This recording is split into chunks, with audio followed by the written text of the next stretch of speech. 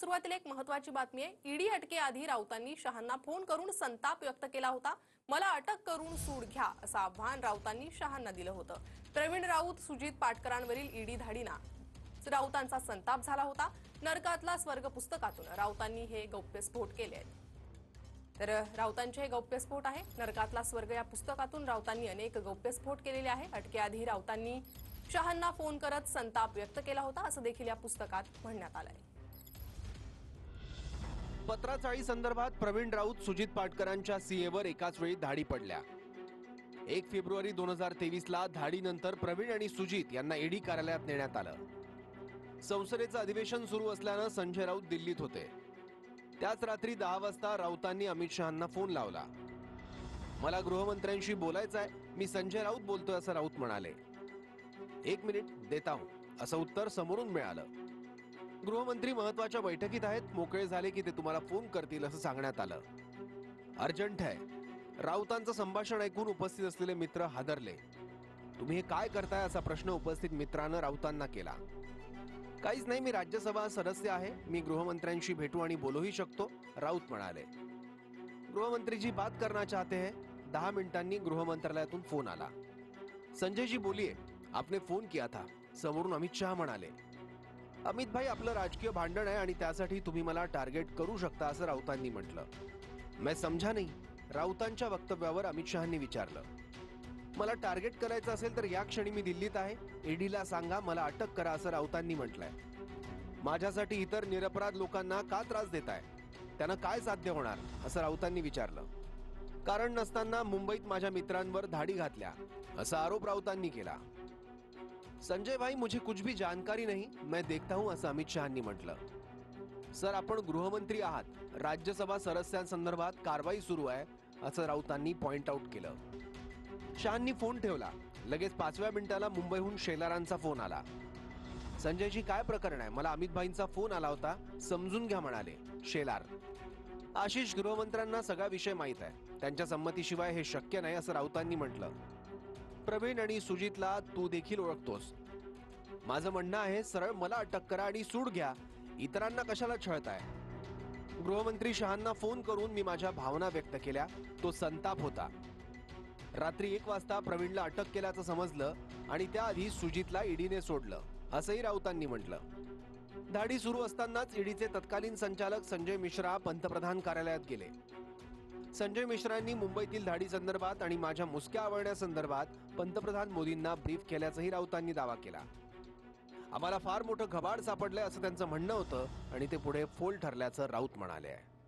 दिनेशजी, राऊतांनी या नरकातला स्वर्ग या पुस्तकात अनेक गौप्यस्फोट केले आणि ईडी अटकेआधी शहांसोबत संभाषणाचा आणखी एक गौप्यस्फोट राऊत करतायत।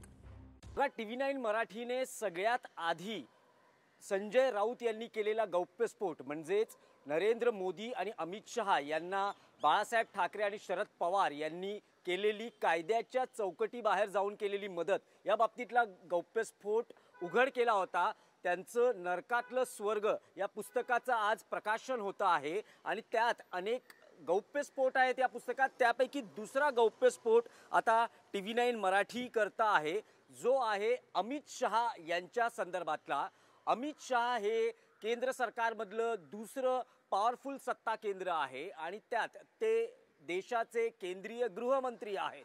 त्यांच्या अखत्यारीत सगळ्या सुरक्षा यंत्रणा, ज्या तपास यंत्रणा आहेत त्या अखत्यारीत त्यांच्या येतात आणि महाविकास आघाडी सरकार असताना आणि सत्तांतर झाल्यानंतरही या यंत्रणांचा गैरवापर होतोय असा महाविकास आघाडीच्या नेत्यांचा अनेकदा दावा होता आणि या सगळ्या प्रकरणातून संजय राऊत गेलेले आहेत आणि त्यांनी जे थेट आव्हान दिलं होतं अटकेआधी काही महिने केंद्रीय गृहमंत्री अमित शहा यांना, त्याचा सविस्तर प्रसंग आपलं पुस्तक नरकातला स्वर्ग यात सांगितलेला आहे।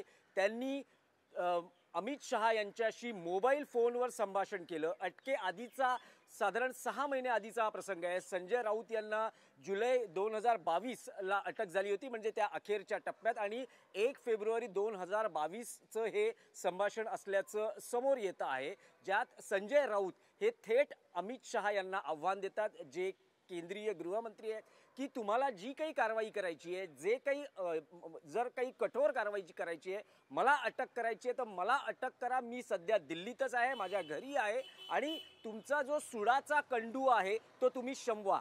हा सगळा प्रसंग असा आहे की संजय राऊत यांच्या निकटवर्तीयांपैकी सुजित पाटकर आणि प्रवीण राऊत यांच्या घरी आणि ईडी यांच्या घरी आणि कार्यालयावर ईडीचे छापे पडले.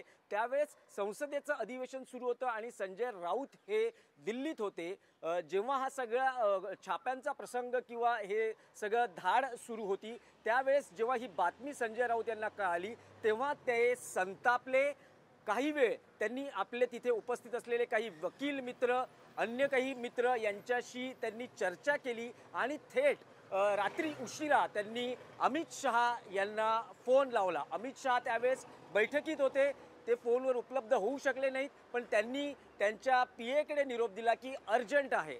त्यानंतर अमित शहा यांच्या केंद्रीय गृहमंत्रालयातून राऊत यांना फोन आला. स्वतः अमित शहा फोनवर होते आणि त्यांनी नेमकं काय झालं हे जाणून घेण्याचा प्रयत्न केला. त्यावेळेस संजय राऊत यांचा दावा आहे की या फोनवर त्यांनी त्यांचा संताप व्यक्त केला. तुम्हाला जी काही अटकेची कारवाई करायची असेल मला अटक करा.